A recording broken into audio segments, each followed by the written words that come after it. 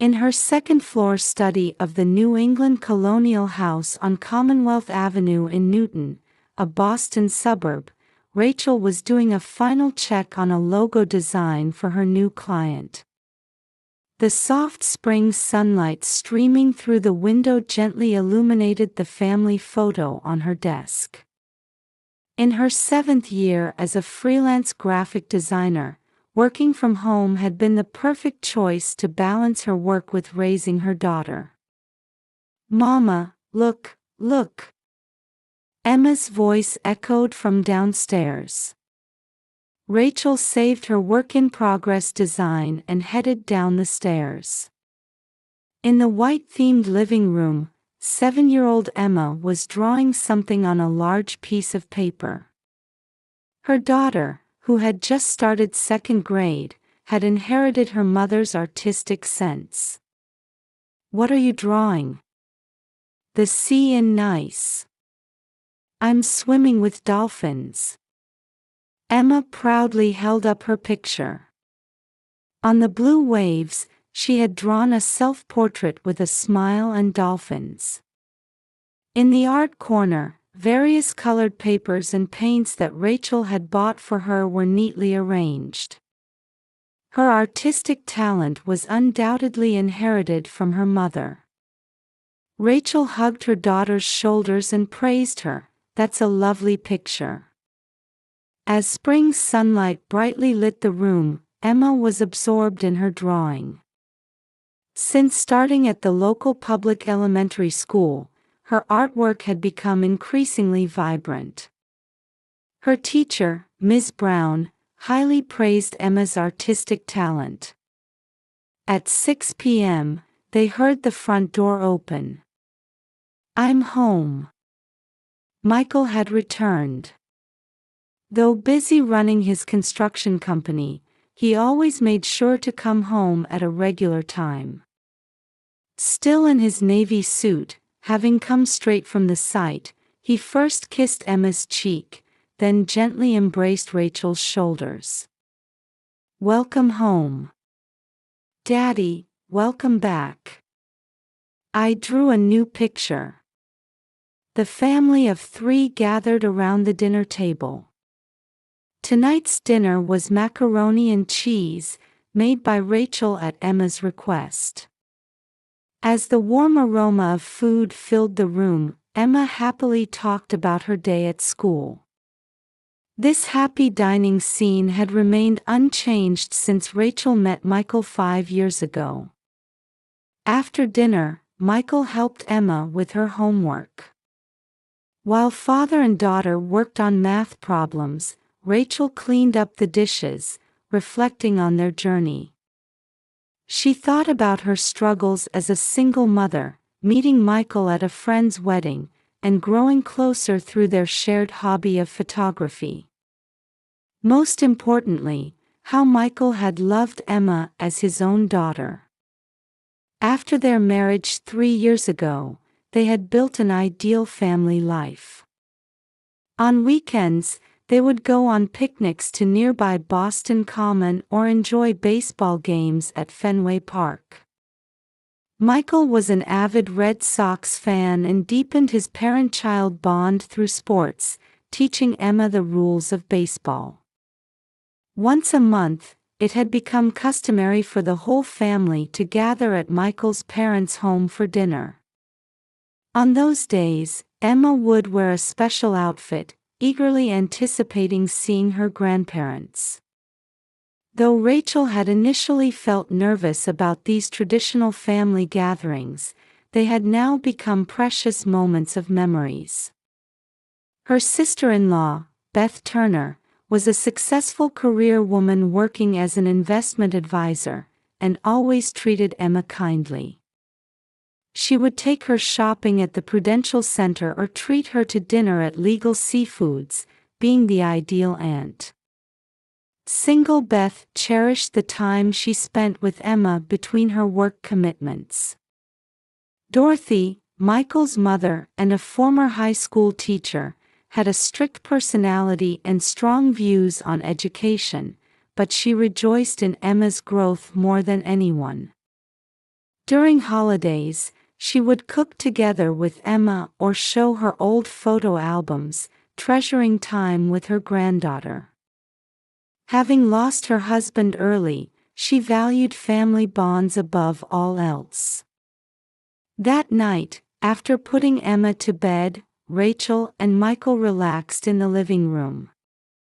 Sitting on the sofa by the fireplace, sipping wine and sharing the day's events, this was their precious ritual. Beth called.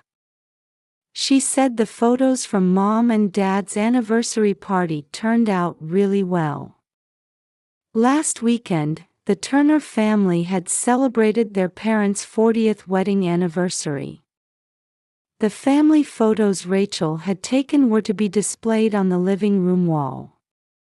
She had paid attention to every detail, from composition to lighting. Yes, everyone had such lovely smiles. Indeed, the family in the photos looked happy. Beth smiled elegantly next to Dorothy, and Emma showed an innocent smile while staying close to her grandmother. However, somewhere in Rachel's heart, a slight sense of unease was growing. She couldn't yet identify what it was. It felt like a hesitation about this too-perfect family scene. Michael wrapped his arm around her shoulders, and Rachel leaned into his warmth. Tomorrow would surely bring another peaceful day. Emma, we're going to take your passport photo. Saturday morning, Rachel took her daughter to CVS Pharmacy. The spring Boston streetscape still had a chilly breeze, but the sunlight was definitely getting warmer. The Turner family vacation plan was suddenly announced 2 months ago at the Christmas dinner table. Dorothy declared she would cover everyone's travel expenses and proposed a week's stay in Nice, France. "Let's create the best memories together as a family," she had said, moving everyone. While taking the passport photo, Emma excitedly continued with her questions. "Mama, how blue is the sea in Nice? Can we really see dolphins up close? You promised to buy me a new swimsuit, remember?" Rachel carefully answered each of her daughter's questions while remembering her own excitement when she first flew on an airplane. That afternoon, they filled out passport application forms with Michael. Government procedures required careful attention. Emma's documents, in particular, needed both parents' signatures and more thorough verification. "I think the process will go smoothly," Michael said while reviewing the documents. "Beth introduced us to someone she knows in the office." Indeed, Beth had been the most actively helpful with travel preparations. From booking the luxury resort hotel to arranging local activities, she was managing everything.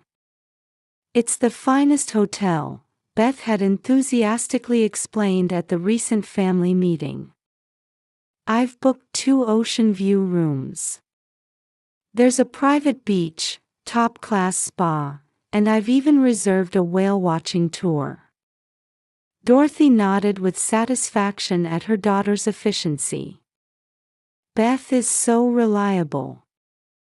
Thank you for celebrating our 40th anniversary in such a wonderful way." While creating a shopping list, Rachel checked the travel preparations one by one. Emma's new swimsuit and sun hat, sunscreen, necessary medications. Michael's golf equipment also needed to be updated. The resort had an 18-hole golf course, and a round with his father was planned. At night, Emma had developed a habit of flipping through a photo book of Nice before bed. Beautiful beaches, colorful fish, surfers riding waves. Looking at her daughter's profile as she gazed at these photos, Rachel felt wrapped in warm feelings. "Mama, can we play on that white sandy beach too?" "Yes, of course. Just a little over a month to go." Preparations for departure were progressing steadily. Rachel adjusted her work deadlines and notified Emma's school of her upcoming absence. Ms. Brown gladly approved and suggested Emma keep a picture diary of her memories in Nice. "Emma, isn't this lovely?" One day, Beth returned from shopping with a floral dress. "You can wear it for dinner." Emma's eyes sparkled as she tried on the dress in front of the mirror. Rachel expressed her gratitude for her sister-in-law's kindness. "I'm glad you like it," Beth smiled broadly. "I'm looking forward to it too. It will be a special week with the whole family." However, when she spoke those words, a momentary shadow seemed to cross Beth's expression. It was so subtle that Rachel thought she had imagined it. The passports arrived 2 weeks before departure. Rachel carefully stored them in the safe and put the final touches on the travel preparations. One by one, preparations for creating family memories were carefully packed into the suitcases. The night before departure, Emma was too excited to fall asleep easily. "We have to get up early tomorrow. You need to sleep properly. I get to go to Nice with Daddy and Mama. And Grandma and Aunt Beth too. We all get to go together." Rachel smiled gently at her daughter's innocent joy. Indeed, this was supposed to be a special trip. However, at that time, she had no way of knowing just how special the developments would be. The next morning at 4 a.m., Rachel's phone alarm rang. Outside the window, it was still dark, and the streets of Newton were wrapped in silence. Next to her, Michael sat up and softly said, "I'm awake." They headed to the dimly lit living room to do a final check of their luggage for the next few days. "We need to wake Emma." "I'll go." Rachel headed to her daughter's room on the second floor. Emma was still sound asleep, hugging her stuffed animal. She must have had trouble falling asleep last night due to excitement. Next to her bed was the new backpack she had chosen herself. "Emma, time to wake up." Is it morning?" "Yes. Today we start our nice trip, remember?" At those words, Emma's eyes suddenly opened wide. "Nice," she shouted as she jumped up. Her travel clothes had already been laid out the day before. Rachel gently brushed her sleepy daughter's hair while helping her get ready. At 5 a.m., the family of 3 got into their SUV. Michael took the driver's seat, and Rachel watched from the passenger seat as Emma started dozing off again in the back seat. The spring dawn was still chilly. Boston's street lights dotted the quiet darkness with points of light. They arrived at Logan International Airport just before 6 a.m. After parking the car and unloading their luggage, Emma rubbed her sleepy eyes but lit up at the sight of the enormous airport building. "Daddy, is that an airplane?" "Yes, we'll be riding in one of those soon." When they entered the terminal, Dorothy and Beth were already waiting.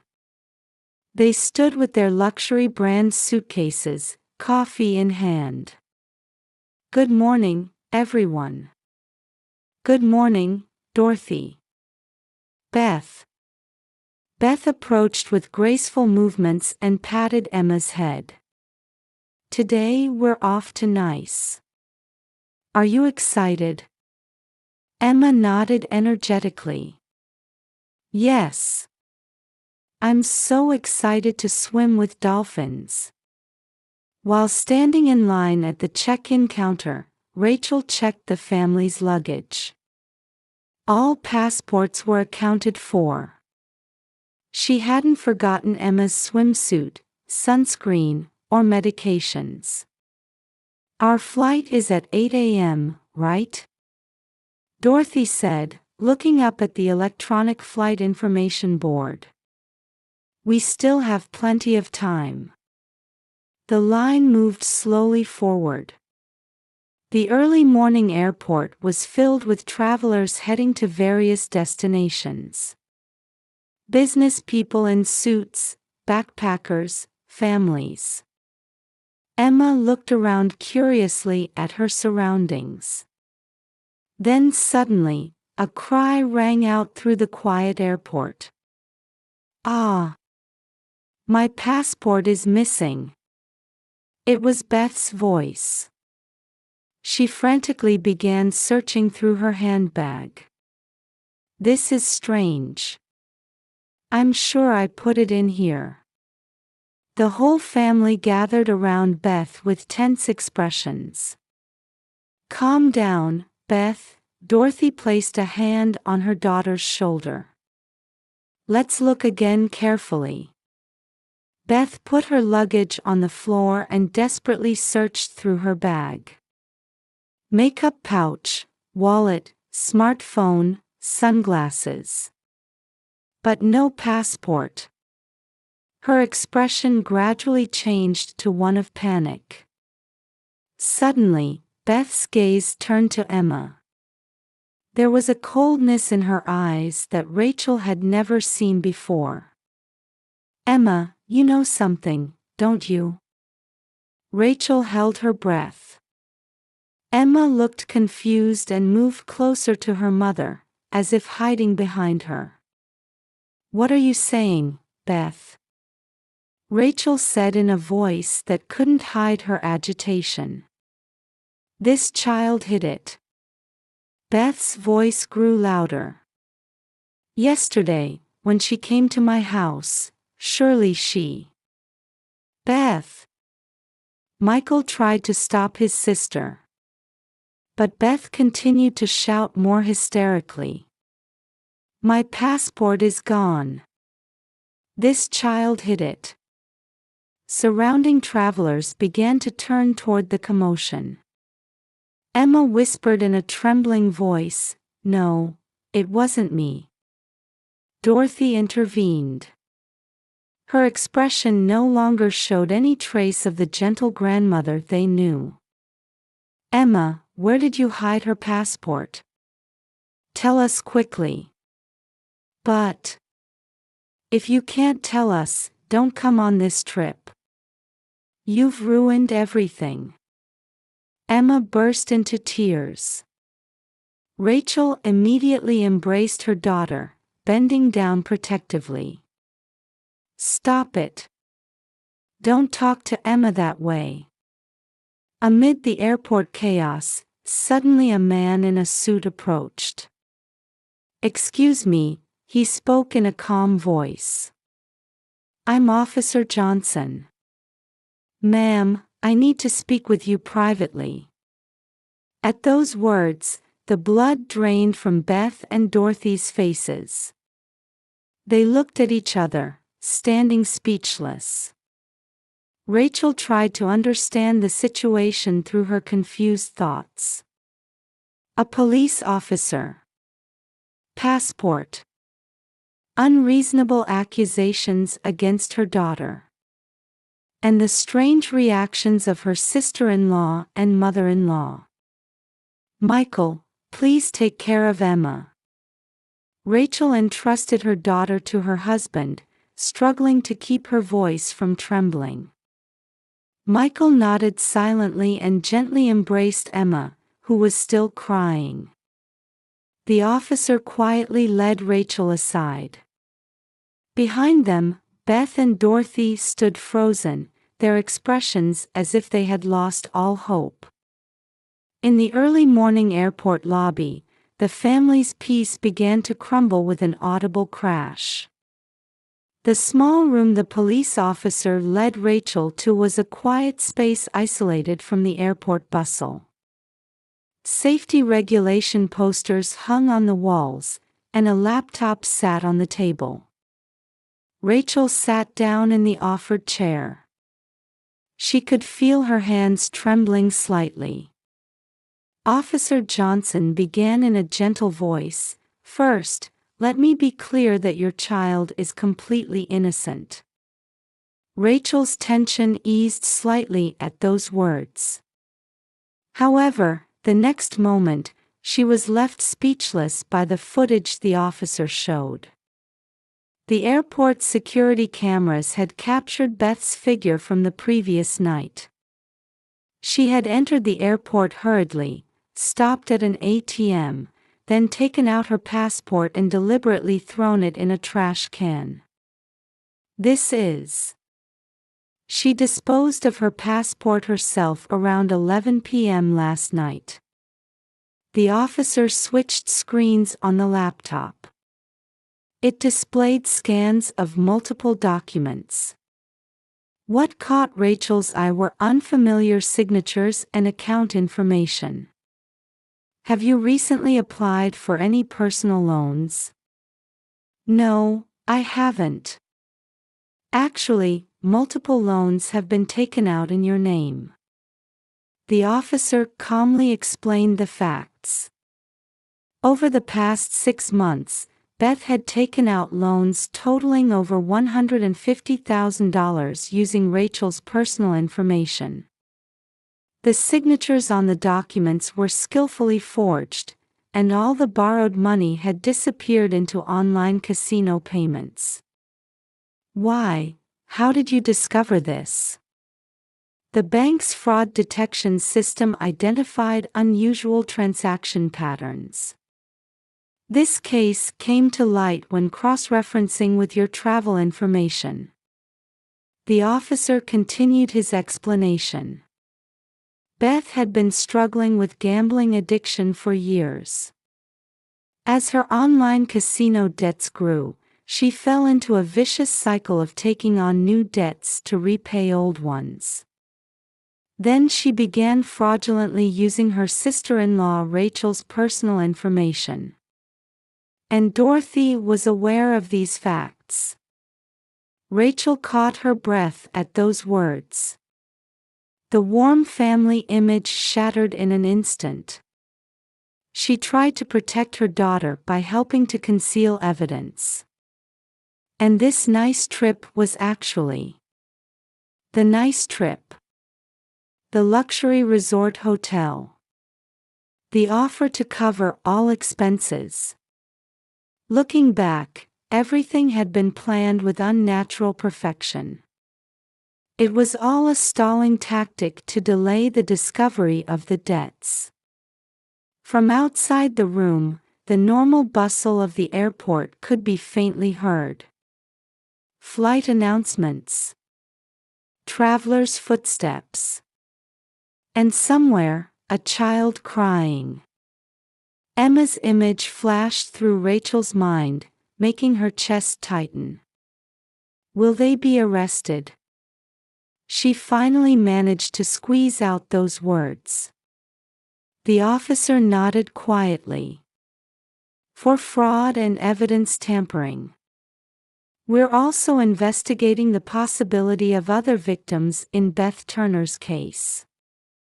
Just then, there was a knock, and Michael entered the room.